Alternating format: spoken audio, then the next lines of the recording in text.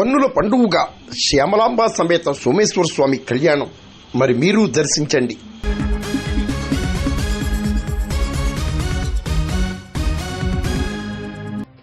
కాకినాడ జిల్లా పెదపూడి ప్రాచీన శివాలయంలో శ్యామలాంబ సమేత సోమేశ్వర స్వామి దివ్య కళ్యాణం మంగళవారం రాత్రి అంగరంగ వైభవంగా జరిగింది. ఈవో వడ్డాది సత్యనారాయణ ఆధ్వర్యంలో అర్చకులు కొమళ్లపల్లి వెంకట్రావు, కళ్యాణ బ్రహ్మ పూజ్యం మల్లికార్జున శర్మ, బాదంపూడి వైద్యనాథ్ శర్మ సారథ్యంలో మాదిరెడ్డి పద్దయ్య చౌదరి, పార్వతీ భవానీ యజ్ఞకర్తలుగా శ్యామలాంబ సమేత సోమేశ్వర స్వామి దివ్య కళ్యాణం నిర్వహించారు. మరి మీరు దర్శించండి.